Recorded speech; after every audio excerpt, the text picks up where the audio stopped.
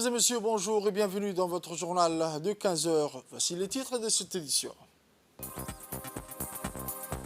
Pour les actualités à la une de ce journal, le chef de l'État a participé au coup d'envoi de l'édition 2022 de la Coupe du Monde.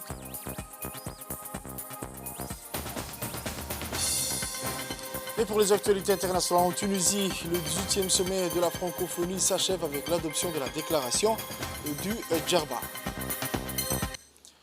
Les détails de ce journal, mesdames et messieurs. Le président de la République, son Excellence M. Ismaël Omar Guelleh, a regagné ce lundi, en début d'après-midi, le pays à l'issue de sa participation au Qatar à la cérémonie d'ouverture de la Coupe du Monde de football 2022. La participation du chef de l'État à cet événement est révélatrice du niveau élevé de proximité et de fraternité entre la République de Djibouti et l'État du Qatar. Et la valeur aussi d'illustration parfaite du soutien et de l'appui que notre pays apporte à la nation sœur du Qatar dans l'organisation actuelle de la Coupe du Monde.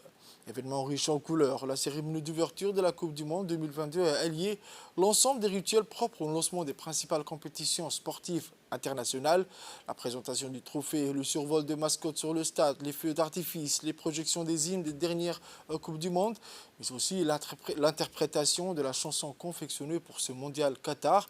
Tout a été exécuté avec minutie et maîtrise. Outre ses attributs standards, le pays hôte a adjoint également une touche spécifique à cet événement, celle d'une brève projection sur sa propre histoire de nation côtière, fière de ses valeurs traditionnelles et ouverte sur le reste du monde. Placée dans le faste et la grandeur, la cérémonie d'ouverture du Mondial 2022 a donné tous les gages d'un événement planétaire auquel des chefs d'État et de gouvernement issus de tous les continents ont eu pris part. Outre le président djiboutien, son Excellence Al-Hajj Ismaël Omar Guelleh, le prince héritier du Royaume d'Arabie Saoudite, son Altesse royale Mohammed Ben Salman, le président algérien Abdelmadjid Tebboune, le président rwandais M. Paul Kagame, le président du Libéria, M. Georges Weah, le président palestinien, M. Mahmoud Abbas, ont notamment pris part aux côtés de l'émir de l'État du Qatar, Sa Majesté Tamim Ben Hamad Al Thani, au coup d'envoi de la Coupe du Monde 2022. Ainsi, une marque d'une rencontre coup d'envoi de l'édition 2022 du Coupe du Monde qui a opposé le pays hôte, le Qatar, contre l'Équateur qui s'est soldé sur 2-0 en faveur de l'Équateur. La participation du président Guelleh à la cérémonie d'ouverture de la Coupe du Monde témoigne. Dans le cadre de célébration de la Journée internationale de l'enfant, le complexe sportif féminin en collaboration avec Qatar Charity a abrité hier après-midi une journée d'activités sportives pour les enfants. À l'instar d'un grand nombre de pays à travers le monde, la Journée mondiale de l'enfance, qui correspond à l'anniversaire de la Convention relative aux droits de l'enfant, celle-ci est une occasion pour revenir sur les grandes réalisations pour les enfants, mais également sur les défis qui persistent et les opportunités qui peuvent contribuer à améliorer les choses pour les plus vulnérables. À cette occasion, des activités sportives s'est déroulées dans l'enceinte du complexe sportif féminin afin d'offrir des moments de joie aux enfants et aux adolescents, mais également afin de promouvoir les droits de l'enfant. Cette journée a vu la participation de chargés d'affaires de l'ambassade du Qatar, le secrétaire général du ministère de la Femme et de la Famille, la directrice du Qatar Charity, ainsi que plusieurs responsables en charge de questions de l'enfant.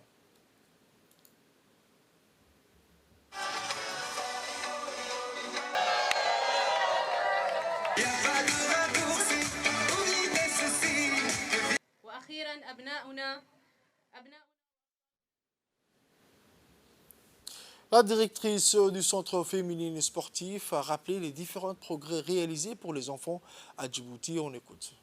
L'événement commémoré partout dans le monde marque l'adoption de la Convention relative aux droits de l'enfant à l'Assemblée générale de l'ONU. À cette occasion, nous avons le devoir d'être sensibles au respect des droits fondamentaux des enfants et de promouvoir les principes généraux de nature à protéger l'enfant sur tous les aspects, tant en matière de santé, d'éducation, de lutte contre l'insécurité alimentaire ou encore dans l'exploitation et le travail de l'enfant.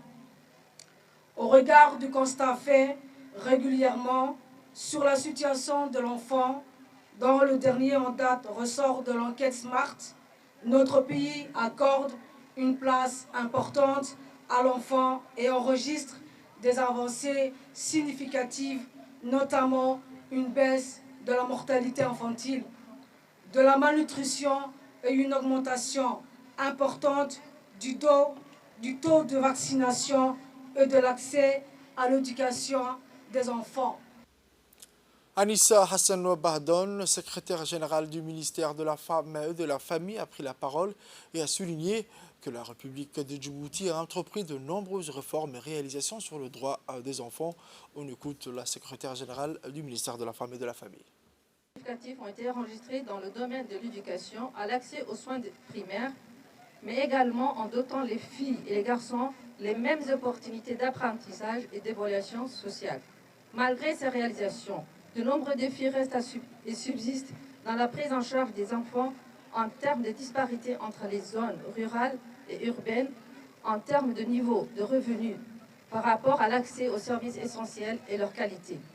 Les politiques et programmes devraient réunir les conditions nécessaires aux différents groupes de la population, en particulier tous les enfants, donc les garçons et les filles, afin qu'ils puissent développer leur potentiel, améliorer les compétences et accumuler sur les moyens et long terme un capital humain compétitif qui leur permet de s'engager dans l'activité à produire une valeur ajoutée. La République de Djibouti, fermement engagée en faveur de la réalisation des droits de l'enfant, a ratifié plusieurs instruments fondamentaux en matière des droits de l'enfant. Le protocole facultatif de la Convention des droits de l'enfant, la Charte africaine sur les droits et le bien-être de l'enfant, la Convention relative aux droits des personnes handicapées et son protocole, et la Convention de l'Union africaine sur la protection et l'assistance aux personnes déplacées. Mesdames et messieurs, l'activité physique fait partie intégrante de l'apprentissage psychomoteur d'un enfant. Elle favorise le développement musculaire et l'acquisition de l'équilibre et la coordination des gestes et précisions.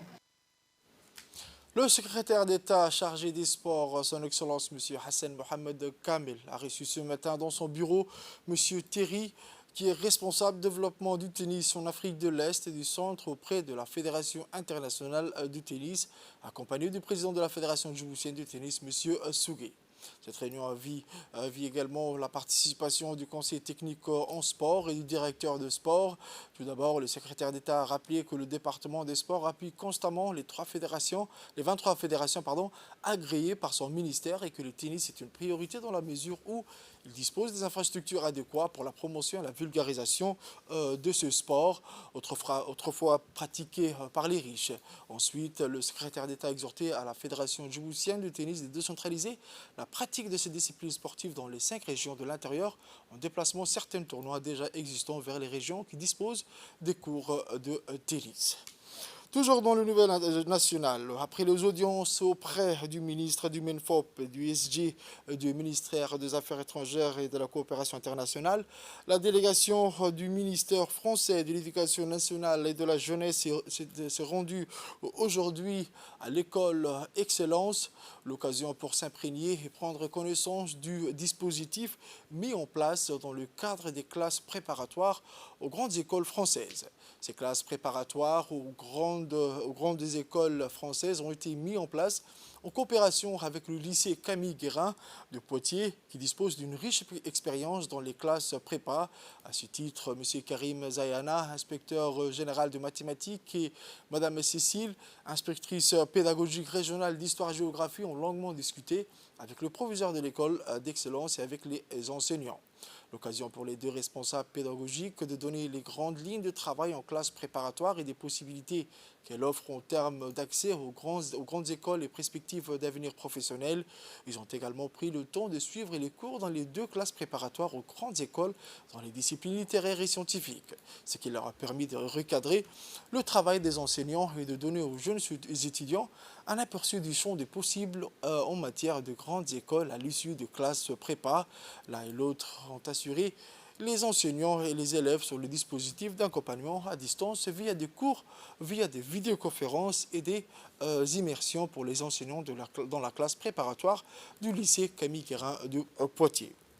Nous allons écouter à présent un extrait de l'intervention de l'inspectrice régionale. On écoute. nous allons avoir des échanges avec les enseignants. Déjà, nous allons visiter les classes, nous allons regarder comment est-ce qu'on enseigne dans cette classe préparatoire. Ça nous semble très important de pouvoir déjà regarder des pratiques pour pouvoir aussi être à l'écoute des enseignants d'ici, de leurs besoins. De quoi avez-vous besoin? Comment est-ce que nous pouvons vous aider? Comment est-ce que nous pouvons vraiment travailler à ce qu'on ait une excellence de l'enseignement et des apprentissages de ces élèves qui sont eux-mêmes déjà issus d'une excellence que vous avez identifiée. Donc la mission, elle se traduit, j'allais dire, par des visites de classe, ce que nous allons faire, des rendez-vous avec les enseignants, monsieur le directeur, je crois que c'est le cas, sur l'identification des besoins des enseignants, mais aussi de là où on en est, pour aller où, donc identifier des besoins et tracer, j'allais dire, la route de ces 2 prochaines années. Et puis, évidemment, rendre compte à Monsieur le Ministre de tout ce qui se passe déjà et vraiment lui dire qu'on est vraiment dans un partenariat déjà bien installé. Donc, c'est à la fois une mission, j'allais dire, didactique, pédagogique, d'accompagnement, mais aussi de perspective pour installer quelque chose sur le long terme. On n'est pas sur un one-shot, on vient là et puis on s'en va, il ne se passe plus rien. Non, non, on est là, on regarde, on observe, on identifie des besoins et on va au-delà, vraiment sur un continuum de 2 ans de ces éléments et peut-être plus sur ces premières classes préparatoires, puisque notre objectif aussi, c'est d'identifier peut-être quelques critères d'évaluation de ce dispositif qui est nouveau chez vous, que nous avons déjà éprouvé, mais pour lesquels nous avons sans doute toujours aussi un regard extérieur à porter. Donc identifier des critères d'évaluation pour qu'on puisse véritablement montrer la plus-value de ce dispositif pour ces élèves. Le chef d'état-major général des armées, le général des corps d'armée, le général Zakaria Cheikh Ibrahim et son second se sont rendus tôt ce matin au nord du pays, plus précisément au poste avancé de Médého, placé sous la responsabilité du régiment interarmé de Bok. Ce déplacement des autorités militaires djiboutiennes s'inscrit dans le cadre d'une campagne générale de sensibilisation des militaires et de sécurisation des dispositifs de défense des postes avancés qui s'appuie sur une politique à 3 volets. Le renforcement des infrastructures des postes avancés, acheminement de moyens de mobilité, de défense et humains supplémentaires et l'amélioration des capacités de renseignement et d'anticipation. L'objectif majeur de l'inspection du poste Médého est, conformément à la nouvelle doctrine 2022 et réorganisation de l'armée djiboutienne, l'adoption d'une posture dissuasive avec des capacités offensives et défensives pour faire face à tout type de menaces contre le territoire national.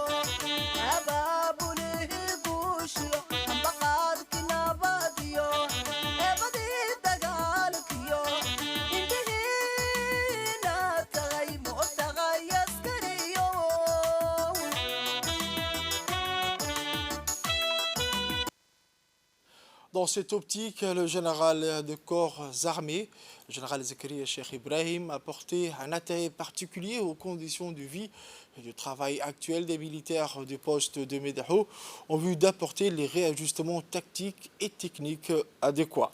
L'objectif majeur de l'inspection du poste Médého au nord est, conformément à la nouvelle doctrine 2022 et réorganisation de l'armée djiboutienne, l'adoption d'une posture dissuasive avec des capacités offensives et défensives pour faire face à tout type de menaces contre le territoire national.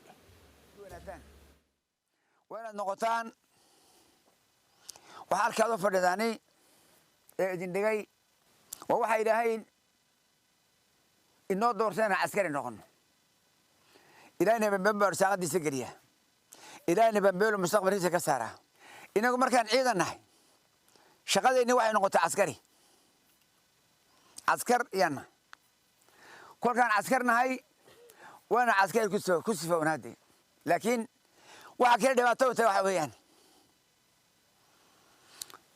dadka khariban oo dalkooda soo kharibay haday ku xageeni ku beeraana dad khariban oo dalkooda uu kharimo doonaya ku beeray iska kuma beerayso qof ilaahay rasuulkiisa yaqaan kuma beerayo qof wadankiisa yaqaan kuma beerayo waxa halkan ku joognaa maanta waxaan ay ciidan Djibouti dawladda Djibouti halka ku fadhana laakiin dalkeena iyo dadkeena iyo diinteena iyo degmadeena wana waraaba ka dhawno weeyaan waa inay dawladdu nabad ku saacato waa inay hooyadu nabad ku saacato waa inay ubadku nabad ku saacadaan waa inay iskuuladu ay dhisnaadaan waa inay biyaha dhulka gacba dhisnaadaan in layna aamino halkan baa laydhigu aaminay degmada dhaynaga maanta ka mas-uula waa reer ugu qabateen cadowga yaryar oo khaayiniinta oo aan sheegay oo dhulkooda ka yimid oo soo qaribay dhulkoodii oo wadankiisa arkeen midnimadiisa iyo diintiisa iyo dalnimadiisa arkeen aakhirana ka baqayna ifkiisana wuxuu ku noolaanayo hadaa ifkaaga cadow u dhiibto maxaad qaban karkaa waxaan u jeedaa iyaan doqonnimo laynagu imanin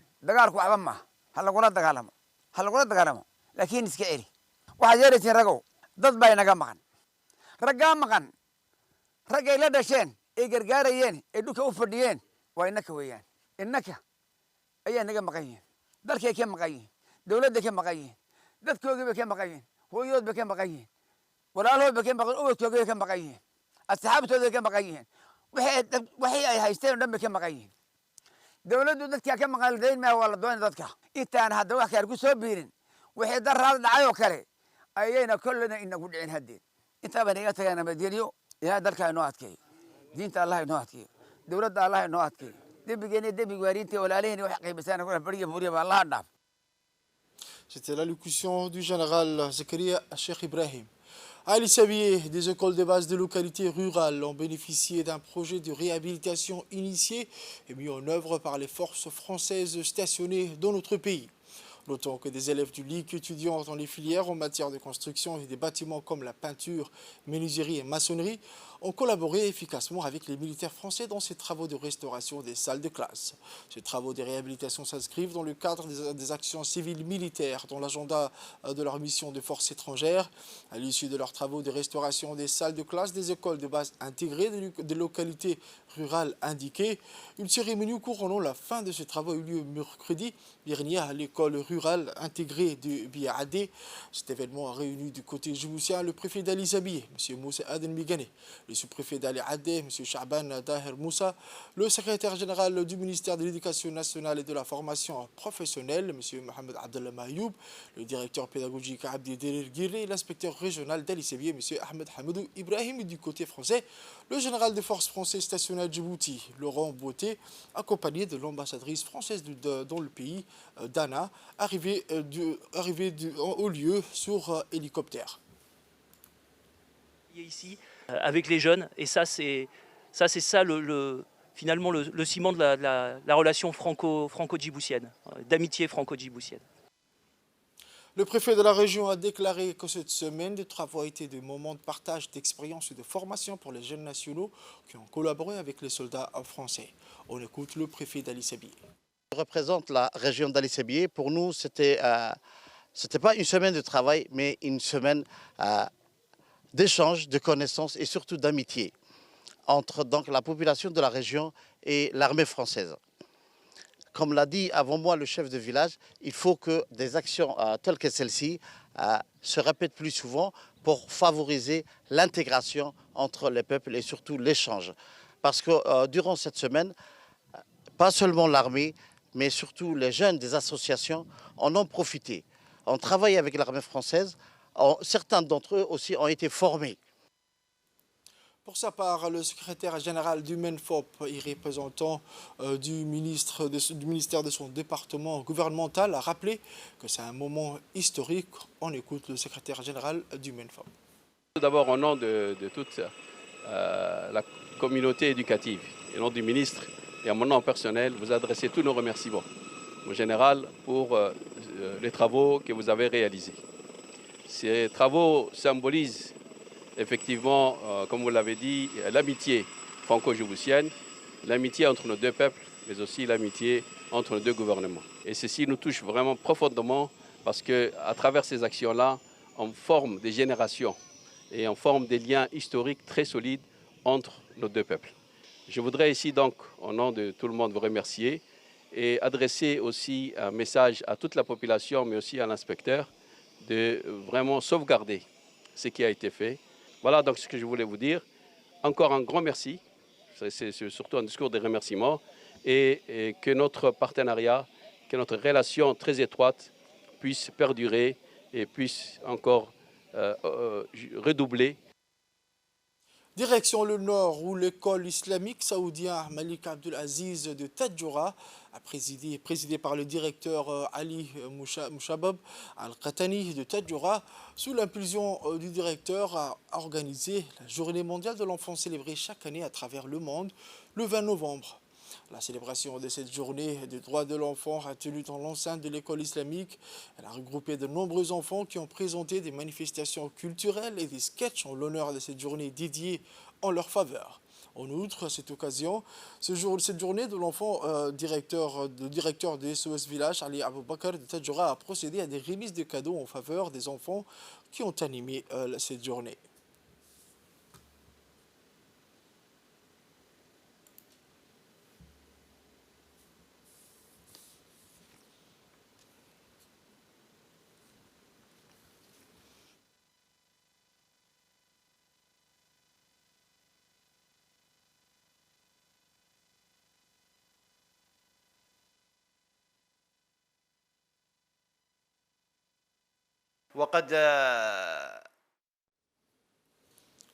Sport à présent, début en fanfare des judokas djiboutiens à l'Open de Yaoundé.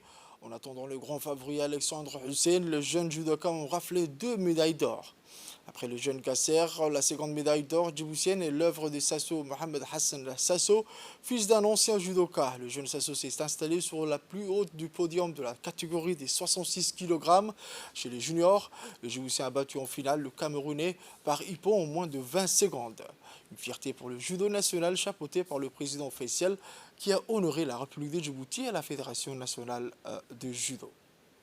Sport toujours, l'Angleterre est le grand vainqueur de la première édition du tournoi des vétérans dénommé Mondialito, organisé par les associations sportives vétérans en partenariat avec le secrétaire d'État chargé des sports. Le tournoi s'est déroulé depuis 2 jours au complexe Roi Fahad, au grand bonheur des anciennes gloires du football djiboutien qui se retrouvaient pour replonger ensemble dans les beaux souvenirs. Après un match serré, c'est finalement au terme de la séance fatidique des tirs au but que l'Angleterre prendra. À défaut, son farouche adversaire, les hommes en blanc sont ainsi logiquement récompensés. En gros, cette finale a été riche en gestes techniques et surtout en émotions. Présent à cette apothéose qui s'est déroulée dans le ferveur, le secrétaire d'État chargé des sports, son Excellence M. Hassan Mohamed Kamil, lui qui a également marqué son époque en tant que joueur d'abord, puis coach de la sélection nationale, a été plus qu'ému. Une cérémonie de récompense est tenue juste après le coup de sifflet final pour honorer tous les acteurs engagés dans ce tournoi clôturé en beauté. Monsieur Hassan Mohamed Kamil, qui a organisé, qui a eu l'idée pour essayer d'anticiper la Coupe du Monde qui aura au Qatar, Inch'Allah. Et c'est en ce sens qu'il y a eu un tournoi des vétérans. Et j'espère que déjà la Coupe du Monde sera récente. Et c'est pour cela qu'on a essayé d'anticiper la Coupe du Monde. Et je remercie encore son Excellence, M. Hassan Mohamed Kamil, pour cette initiative. Je rajoute aussi qu'il y aura des projections d'écran dans toutes les communautés, au district et ici même à Djibouti, centre-ville, à Balbala, à la commune de Boulaous. Et dans toutes les régions, il y aura des projections de la Coupe du Monde aussi. Et c'est une bonne initiative que son Excellence, M. Hassan Mohamed Kamil, a fait pour anticiper la Coupe du Monde, Inch'Allah, qui aura lieu. Enfin, pour les actualités internationales, sport toujours, le Sénégal lance sa Coupe du Monde lundi face à des Pays-Bas revanchards en raison de leur absence en 2018. Même privé de son feu volet offensif, Sadio Mané, qui a déclaré forfait en dernier moment, le lauréat de la Coupe d'Afrique des Nations en titre a des arguments à faire valoir. Sadio Mané, forfait, va beaucoup manquer au Sénégal lors de ce mondial 2022, a admis dimanche le sélectionneur des Pays-Bas, Louis van Gaal, qui a assuré être fan de la star des champions d'Afrique avant leur match lundi à Doha. Toutefois, même sans son meilleur joueur opéré du Péroné, le Sénégal conserve un collectif et un statut à défendre, à prévenir pour sa part l'entraîneur des Lions, Aliou Cissé. Aliou Cissé, sélectionneur du Sénégal, s'est penché en conférence de presse. Il nous est arrivé de jouer des matchs sans Sadio Mané, même si c'est vrai que ce n'étaient pas des adversaires de l'envergure des Pays-Bas. Mais l'expérience de la Coupe du Monde 2018, des différentes CAN et notre statut de champion d'Afrique nous reconforte, nous donne confiance.